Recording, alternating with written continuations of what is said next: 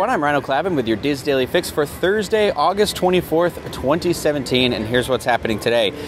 So Force Friday 2, a global fan event to celebrate the launch of Star Wars toys, books, collectibles, and other merchandise, all themed to the upcoming Star Wars The Last Jedi movie, is going to begin September 1st, just 1 week from tomorrow.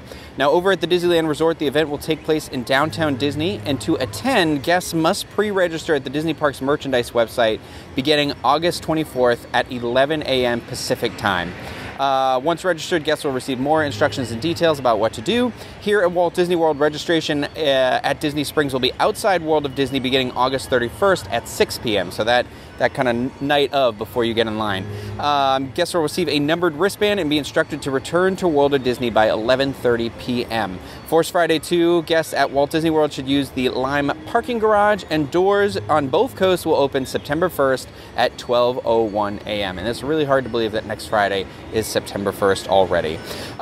Next up, I have some info about Mickey's Not So Scary, which also begins tomorrow night. It's also hard to believe Mickey's Not So Scary is starting this early, but there'll be some exclusive photopass opportunities that are available during the party, including magic shots with the Headless Horseman, animated magic shots featuring the Grave Diggers from Mickey's Boo to You Halloween Parade, special props, and much more. And also, like I said, that begins Friday, August 25th and goes until November 1st. And while you're there, make sure you do not forget to pick up your exclusive Sorcerers of the Magic Kingdom game card this year, because it's themed around the Country Bear Jamboree, and who doesn't love that?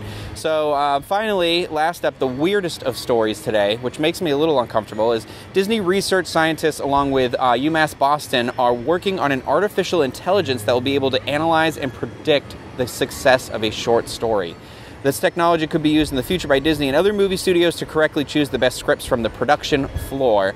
This technology is still in its very early stages of development and still has some ways to go, obviously, before it's used, but or for something like analyzing a movie script. But Disney research scientist Boyang Albert Lee said, "Our neural networks had some success in predicting the popularity of stories. You can't yet use them to pick out winners for your local writing competition, but they can be used to guide future research." I don't like the sound of this. I don't like the idea of a machine picking out what's supposed to be like a personal, heartwarming story. It just sounds like the heart and soul of storytelling gets a little lost in that process, but that's just me. Now, over on the Diz Today, our featured article comes from Jessica Gortz. I'm sorry if I said your name wrong, and I'm 100% I did, but she gives us a dining review of breakfast at Satuli Canteen in Pandora. So check out that article, many other great ones at www.info.com. Now, our trending thread today is kind of like a PSA on riding solo.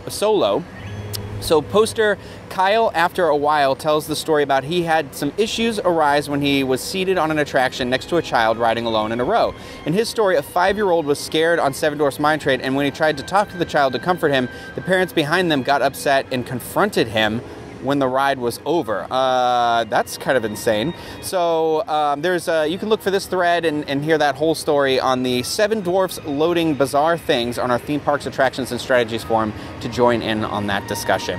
And it is Thursday, which means the Diz Unplugged, the Universal edition of the Diz Unplugged will be going out at some point today. And in this week's episode, Craig Williams and myself will be discussing all the things you need to know about some recent Halloween Horror Nights announcements, as well as a fun snack review. So check out that in the normal places, youtube.com/DizUnplugged, on our iTunes stream, DizUnplugged.com, everywhere. Now, everyone's favorite part of the show, which I'm struggling to load here, is out in Anaheim today and tomorrow. It's going to I have the weather, excuse me. I'm flustered now. Out in Anaheim today and tomorrow, it's going to be partly cloudy with highs just over 80 and lows in the upper 60s, which sounds absolutely perfect. Here in Orlando today and tomorrow, unfortunately, some scattered thunderstorms, highs just over 90s, lows in the mid 70s. But hopefully that weather kind of holds out for the party tomorrow night. For links to everything that was discussed in today's Diz Daily Fix, you can visit the Daily Fix main page at www.info.com/dailyfix. That's going to do it for me today. I hope you all have a great day, everybody. Bye.